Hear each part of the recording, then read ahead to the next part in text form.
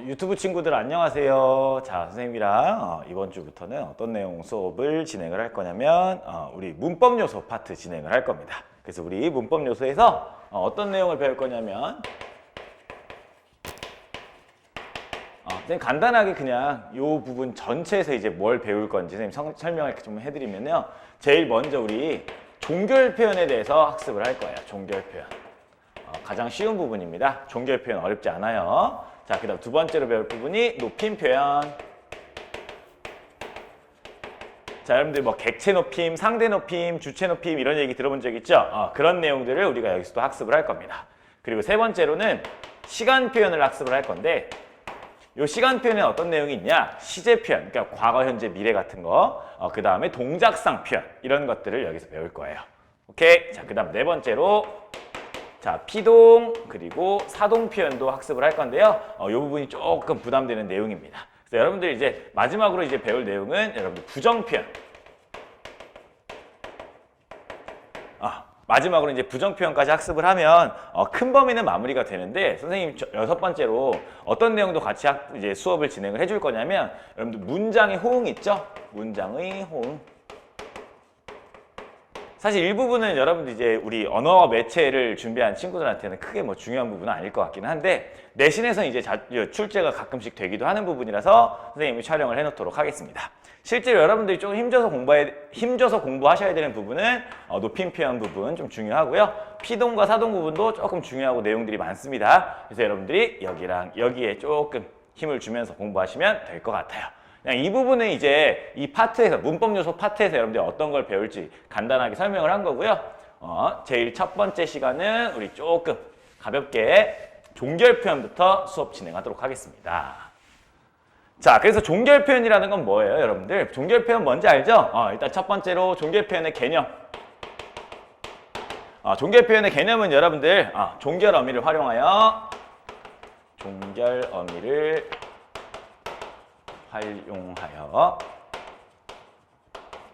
청자에게 자신의 생각이나 느낌을 전달하는 것. 이렇게 정의를 알고 계시면 될 것 같은데 여러분들 이 종결 표현에서는 사실 배우는 내용이 어떤 내용들이냐면 여러분들 중학교 때 다 배웠던 내용들이에요. 예를 들어서 뭐 평서문이 뭔지, 감탄문이 뭔지, 의문문이 뭔지 이런 것들을 학습하는 거라서 어렵지 않습니다.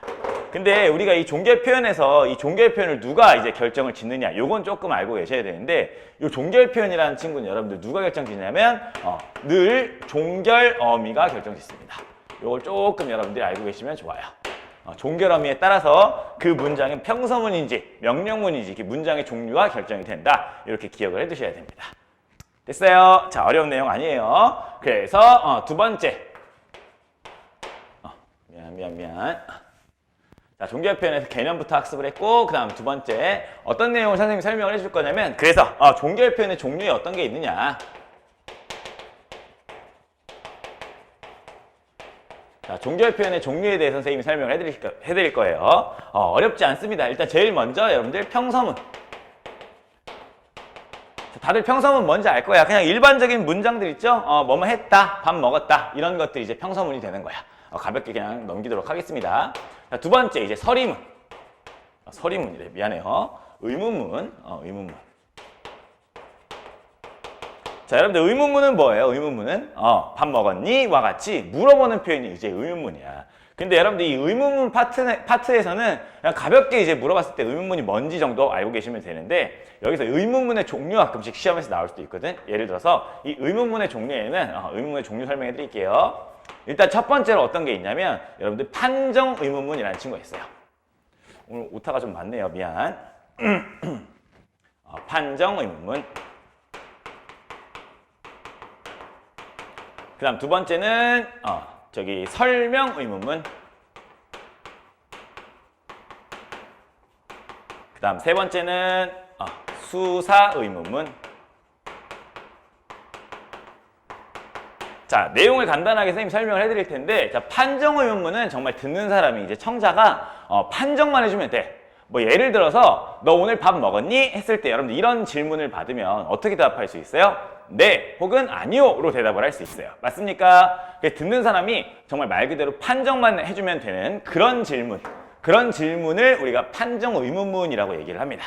근데 반면에 이 설명 의문문은 뭐냐면 청자가 일정한 대답으로 일정한 설명을 해줘야 돼. 예를 들어서 오늘 점심 뭐 먹었니? 했는데 네! 그래 버리면 되겠어요? 안 되겠죠.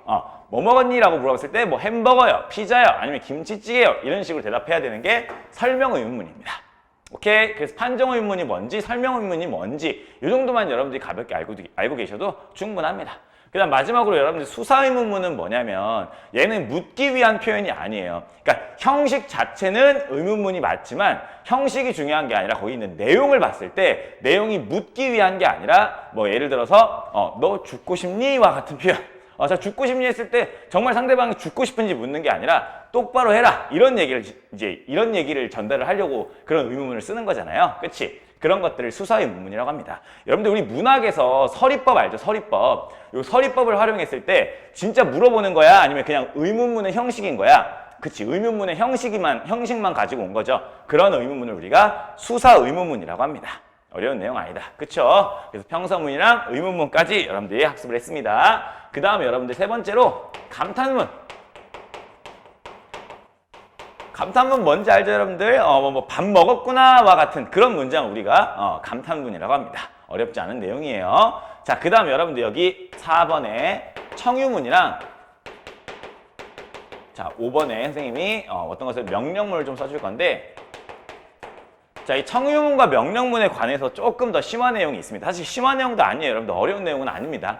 자, 청유문은 뭔지 알죠? 무엇 하자와 같은 같이 하자라는 요청 주는 게 청유문이 되는 거고 명령문은 뭐뭐 해라와 같이 어떤 행동을 하라고 이제 명령 내리는 게 명령문이에요.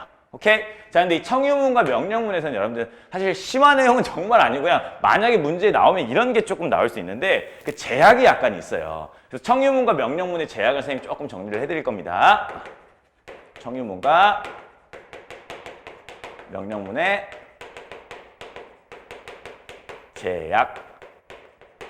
자, 청유문과 명령문의 제약이 어떤 게 있느냐? 일단 첫 번째로 여러분들 요 청유문과 명령문이 이제 만들어졌을 땐 서술어에 자, 품사에 어떤 친구밖에 못 들어오냐면요. 동사만 가능합니다. 동사밖에 못 들어와요. 그러니까 이 동사만 가능하다라는 거는 우리 보통 서술에 어떤 친구가 또 따로 오기도 하냐면 자, 형용사가 오거나 혹은 서술격조사. 여러분 서술격조사가 뭐예요? 무엇 이다와 같은 거. 예를 들어서 재훈이가 강사이다 같은 거 있죠? 이런 이다가 오는 서술어가 올 수가 없습니다. 예를 들어서 자, 얘들아 밥 먹자. 얘들아 밥 먹어라와 같이 먹다라는 동사를 활용해서 청유문 명령문을 만들 수가 있어. 자, 그런데 예쁘다와 같은 형용사는 얘들아 예쁘자, 얘들아 예뻐라 이런 식으로 명령문이나 청유문을 만들 수가 없는 거야. 아이고 이뻐라. 이건 여러분들 아이고 이뻐라는 명령문이 아니라 감탄문이에요. 헷갈리시면 안 됩니다. 아이고 예뻐라는 명령문이 아니라 여러분 이건 감탄문이야. 그래서 여러분들 형용사 그리고 서술격조사 이다는 청유문과 명령문에서 서술어로 쓰일 수 없다라는 걸 조금 알고 계시면 좋을 것 같습니다. 그 다음 두 번째. 자, 이 청유문과 명령문은요. 시제 표현 뒤에서 배울 겁니다. 선어말어미에 제약이 따릅니다. 자, 요 얘기는 무슨 얘기냐면 예를 들어서 여러분들 과거 시제를 표현하는 엇과 같은 선어말어미가 있어요. 과거 시제 선어말어미라고 하는데 뒤에서 배울 거예요. 요 엇 같은 친구는 청유문 명령문에 결합할 수가 없어. 자, 이게 무슨 얘기냐면 자, 먹다라는 말 가지고 먹자, 먹어라와 같이 청유문 명령문 만들었는데 자, 먹었자, 먹었어라 됩니까? 안 되죠. 그치? 그래서 청유문과 명령문에는 이런 시제 표현에도 일정한 제약이 있다라는 거. 엄만 그런 게 아니라 뭐 예를 들어서 던 같은 것도 그렇고요. 여러분들 여러 가지가 있습니다. 더가 들어가야 되겠지. 더. 이런 시제 표현 선어말 어미에 일정한 제약이 있다는 거 조금 챙겨두시면 될 것 같고요. 마지막입니다. 마지막. 이것도 심한 내용은 아니고 그냥 알고 있으면 여러분들이 좋은 건데 알고 있으면 좋은 거라 선생님 같이 설명해 줍니다. 하나만 더 플러스 알파. 자, 여러분들이 이 아까 배웠던 의문문과 청유문과 그리고 명령문. 요 세 가지를 활용해서 동일한 의미를 전달할 수도 있어요. 동일한 의미. 자, 동일한 의미를 전달한다는 게 어떤 얘기냐면, 예를 들어서 문을 닫아달라고 부탁하는 상황이야. 문을 닫아달라는 부탁을 하는 상황에서 의문문을 활용하면 문 좀 닫아주겠니? 와 같이 부탁할 수 있겠지. 그치? 또 청유문을 활용하면 문 좀 닫자 이런 식으로 부탁할 수도 있어요. 근데 마지막 명령문을 보면 어떻게 활용할 수도 있냐면, 야, 문 닫아라 와 같이 쓸 수도 있습니다. 세 문장의 의미가 어때? 동일하지, 그치? 세 문장의 의미가 동일하지만 여러분들 이 종결 표현이라는 건 이 종결어미에 의해서 그 문장이 어떤 문장인지 결정되는 거기 때문에 실제 의미가 뭐 의문인 청유가 아니라 명령이라고 하더라도 그 친구들은 의문문과 청유문이 되는 거예요. 그러니까 의미보다는 형식을 좀 주로 봐야 됩니다. 됐어요? 자, 근데 여러분들 들을 때 한번 생각을 해보면, 여러분들이 이런 부탁을 받았을 때 의문형 부탁이나 청유문형 부탁은 어때? 기분이 좀 덜 나쁠 거야. 이유가 뭘까? 요 친구들은 어떤 느낌을 주냐면 완곡한 느낌을 줘. 자, 완곡한 건 뭐냐면 여러분들 완강하다랑은 다른 얘기예요. 완곡한 건 돌려서 표현하는 겁니다. 그러니까 듣는 사람이 청자의 부담이 줄어드는 효과가 있는 거야. 반면에 여러분들 이 명령문 같은 경우는 어때요? 굉장히 직접적인 느낌이 나죠.